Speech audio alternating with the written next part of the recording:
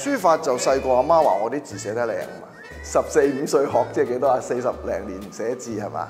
咁啊，因為詠春嗰種特質咧，成日都話以柔制剛啊，到底個智慧喺邊咧？好想知咯。咁啊，如果8、9年學詠春，咁即係30零年嘅詠春啦。咁我喺寫書法入邊睇到自己要控制支筆，其實冇咁容易嘅。對支筆嗰種控制要有一定嘅掌握，你先至可以做到後嚟書法家嗰種狀態。冇呢個經歷，一定冇得叫做揮灑自如。功夫一樣，你想好似人哋電影打到咁瀟灑咁樣，係唔可能嘅事嚟嘅。咁變咗咧，你喺呢種嘅技藝嘅過程之中，你一定要知道自己克服心性，俾心機練習，嗰個對孩子係有幫助。佢係一路都薰陶緊我自己。咁所以我都好希望呢啲嘅技藝咧，可以去薰陶我嘅孩子去認識中國文化嘅。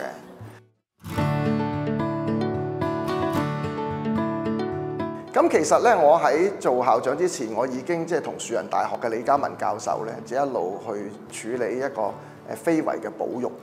咁佢選擇嘅係詠春，跟住帶啲細路去咪參觀下，去參加下樹仁呢啲計劃啦。咁所以個 background 係真係嚟自學界。一啲研究一啲嘅聲勢，咁於是咪試下諗下進入一個體育堂，咁都係4堂啫。跟住右手出拳嚇 ，OK， 1、2、1、2。咁如果我哋將詠春引入學校咧，如果做到有配套咧，有基地去推行會好啲嘅。初中1、2、3級一個學年咧，我哋就安排咗4節。就教一個小念頭。咁 EDB 嗰個嘅體育科嘅學習範疇入面係有包括到國術呢一項嘅，所以我認為詠春其實佢作為一個武術的話咧，佢喺體育科入面都可以做一啲嘅發展。體育科加入詠春咧，其實係可以配合到一啲嘅教學重點嘅。咁首先咧，體育科講求嘅係等啲學生去透過身體去學習。咁而做詠春嘅一啲動作咧，其實學生都喺過程之中係去學識點樣去運用自己嘅身體啦，去做翻詠春嘅動作出嚟嘅。咁所以都係達到呢個目標啦。咁其次其實詠春嘅一啲手型咧，都講求啲學生要識得去運用自己嘅小手肌。咁所以透過不停咁練習一啲詠春嘅手型咧，其實可以都幫助佢哋去改善自己小手肌嘅控制。對一啲習武嘅人士嚟講，佢哋都可能用咗幾十年啊，或者甚至更耐嘅時間先可以熟習到啦。咁所以對於啲同學仔嚟講，可能佢哋去3至4堂入面去記晒啲動作咧，對佢哋嚟講係有啲困難嘅。佢去到學期尾咧，體育堂考佢係一定要咧打得出套小念頭嘅。咁呢個係初中嘅安排咯。咁當然咧4堂啫，我日都睇唔到佢哋咧會話個成效會大到好緊要。但係我就睇到佢個進程啦，睇到佢喺課堂入邊，佢慢慢知道要跟動作做啦，知道做錯咗咧個動作唔靚之外咧對身體唔好咯。咁呢啲我諗佢已經開始進入咗一種我哋講得好高境界，但係事實嘅就係一種自我修養嘅歷程。不過佢哋係起點。喺同校長教詠春嘅期間咧，咁其實個人層面嚟講係對我自己嘅教學嘅能力係有提升嘅，因為喺校長教嘅過程入面咧，我作為一個旁觀者啦，一個助教嘅身份啦，其實我都可以觀察到校長佢點樣去運用佢一啲嘅教學策略啦，同埋一啲課堂管理嘅秩序嘅方法啦。原先整呢間房嘅時候咧，其實呢間係一間我嚟擠雜物啊、擠台凳啊、擠樂器嘅一個房間嚟嘅。咁突然間靈機一觸，咦，其實呢間房咪執佢咪得咯？即係如果整間武館都幾好啊咁樣。咁所以嗱，呢度嘅擺設你睇見啦，即係上邊有牌匾咧，牌匾佢有左右嘅寫法嘅。點解一定係由呢度開始去到隔離左邊先簽名咧？咁樣，即係呢啲係一啲書法嘅格式嚟嘅。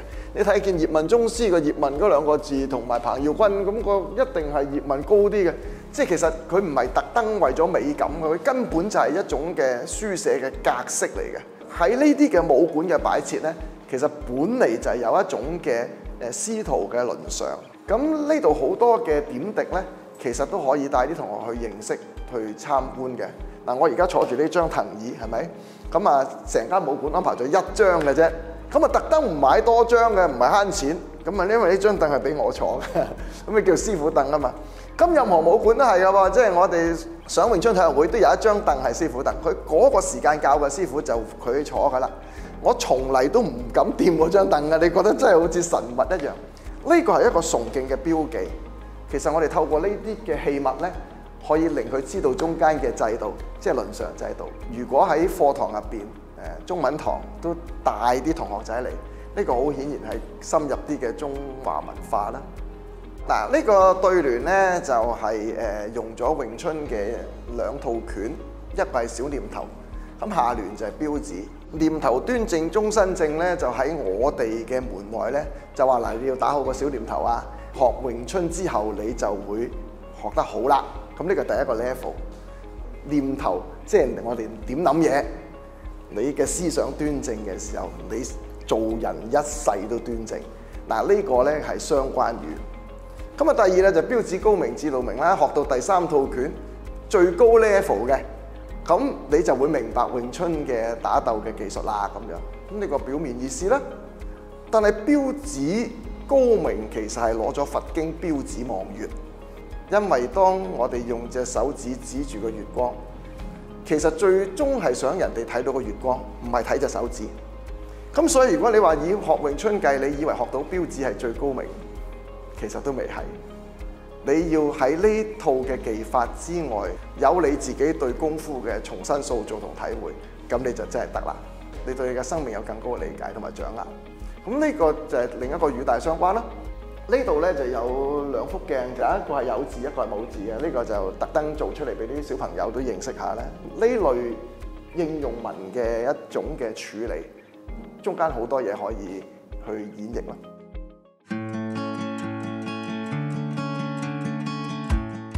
你睇見開頭咧，低年班嘅同學咧，你叫佢哋好嗱，你行埋塊鏡度，你練一陣，咁跟住咧，我就翻轉頭就會叫你打翻一次俾我睇㗎啦，咁樣。呢啲佢都係根據指導底下進入咗一種動作規範，一個人喺動作入邊去要求自己嘅身體做到某啲嘅動作規範，呢個就係修養過程。佢做得多，一定對佢自己嘅自控力係會提升嘅。咁我哋喺詠春係需要冷靜同埋觀察對方出拳嘅姿勢，可以更敏鋭咁樣觀察到身邊嘅事同埋物，咁樣可以揾到一個突破點，一拳衝擊就突破咗我呢一個難點。除咗學到武術嘅技巧啦，最主要我都係學到關於武術嘅武德，做人要有禮貌啦，要謙虛，要尊師重道。在學習詠春前呢，我自己本人是情緒非常容易激動，但是學詠春後，我在詠春中把這些招式中的道理呢，那種不急不緩運用在生活中，所以呢，在學習詠春之後呢，我就沒有那麼容易生氣了，我能控制住自己的脾氣。你就想話邊有咁多時間去理解，同埋詠春亦都唔需要嘅，我哋攞斜少少就得啦。當我哋去加入一個課程嘅時候咧，其實一定唔單單係一啲嘅表面我哋見到嘅項目嘅，即係當我哋講到文化嘅時候，一般我哋用3層嘅解讀啦，個器物層、制度層同埋個精神層。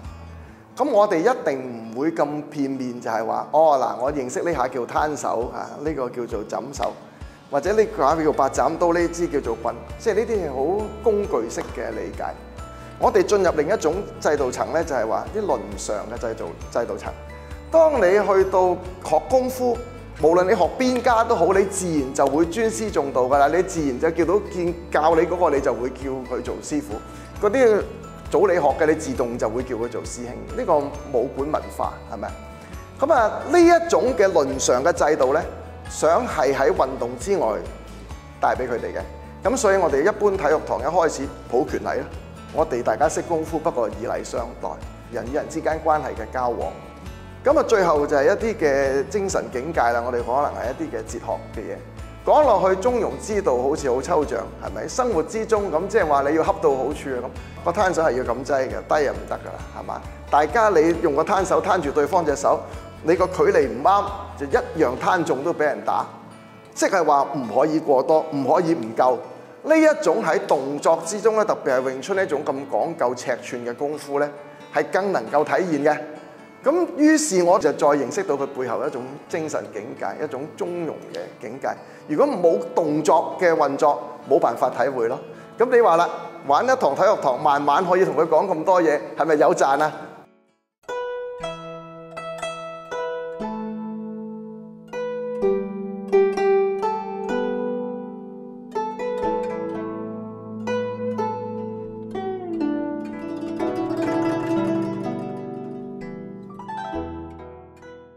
我哋學校咧對同學嗰個嘅儀容咧一直都重視嘅。咁有啲乜嘢喺日常嘅功課入邊都可以表達到佢嘅端莊呢？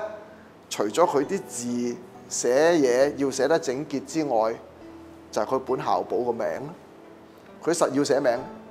咁所以我哋就睇到呢，其實寫好個名係一個必然嘅起點。校長成日同我哋講，做好個人先寫好自己個名，呢句我係非常認同嘅。寫好個字，亦都代表住自己。咁至於點寫好啊？咁我哋咪用啲工具去幫佢咯，例如自己整個軟件啊，跟住咧就配合中文科老師一啲軟件之外要硬本嘅書寫啊咁樣。咁整個過程由軟件加埋呢一個嘅硬本，咁佢咪有個練習嘅過程。喺過程之中，佢慢慢體會到乜嘢叫做自己端正好自己嘅名咯。呢個軟件一開始嘅時候都係初中嘅。小朋友佢寫好個習慣，寫靚自己個名，一入到嚟呢個係學校對你嘅要求，我哋又有啲嘢幫緊佢去達到呢個要求，咁所以用初中作為起點呢，呢個就比較理想咯。其實呢，嗰個想法就係喺疫情期間呢，如果佢哋冇老師指導底下有冇得練呢？咁樣可唔可以透過呢啲軟件去做得到嘅？咁所以而家我哋嗰個做法就係我寫咗個字稿，佢可以撳個重播。中間可以睇下我慢慢寫嘅時候係點寫，咁我中間都加入咗啲楷書筆法嘅起修嘅，等佢哋知道唔係單線條。咁我睇咗之後就可以喺個空格嗰度佢再寫咯。寫完呢個電腦就會因應我個稿同佢個稿嘅相似度、個筆畫嘅接近度就打個分俾佢。排頭嗰啲呢，往往就會喺個龍虎榜度出現啦。有時我寫啲字啦，咁會有分數嘅喎，我哋。咁然之後就會同全校一齊排名。咁我有時見到我班嘅同學仔，佢哋寫啲字，點解佢哋突然間高過我嘅咁樣？咁我又好有鬥志喎，好想高分過佢。咁我又夜晚翻到屋企啊，又開個 app 嚟玩下咁樣咯。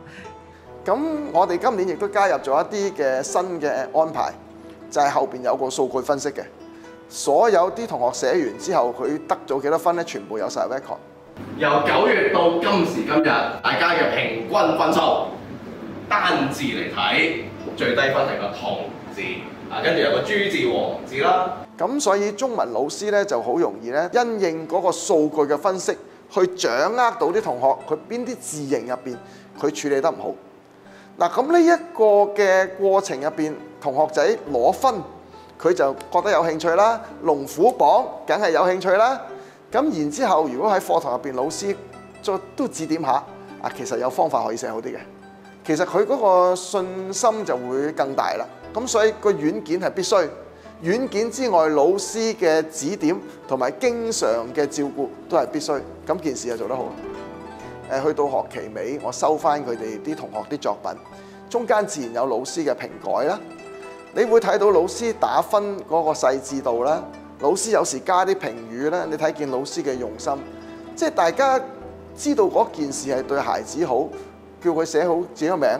大家當認同咗嘅時候咧，個量對老師嚟講又唔見得係一個好大嘅問題咯。咁所以整個歷程而家我又覺得都幾舒服啊！同事都似乎喺過程之中都覺得係幫到學生啦。我會發現寫字嘅 Apps 係有助於提升同學嘅裝字技巧同埋組織能力嘅，因為同學經過無數次反覆嘅練習，佢哋會知道自己嘅名係點樣寫，尤其是係佢哋裝字部分，佢哋對於字嘅結構上面會更加講究。咁我相信呢一個係好明好字 Apps 帶俾同學一個審美上面嘅提升，佢哋明白到中文字有獨特嘅裝字方法，亦都有特別嘅結構方式嘅。我喺好明好字呢個 app 裏面，我學到裡面嘅筆畫啦，例如一點、一撇、一捺，令我最清楚嘅係裡面嘅字體嗰個結構。個 Apps 入邊嘅嗰種字體咧，其實係有取法嘅喎。柳公權、顏真卿呢啲名家嘅字形取法嘅，唔單止係用呢個 Apps 嘅普通學生啦，亦或係想更加增進自己書法上面修為嘅一個學習嘅一個用途啦。其實學習唐楷咧，都係對於我哋非常之有幫助嘅。我就好中意寫字，真係嘅。咁我覺得咧就可以解壓力。咁同埋我好 enjoy 喺嗰個寫字嘅 moment。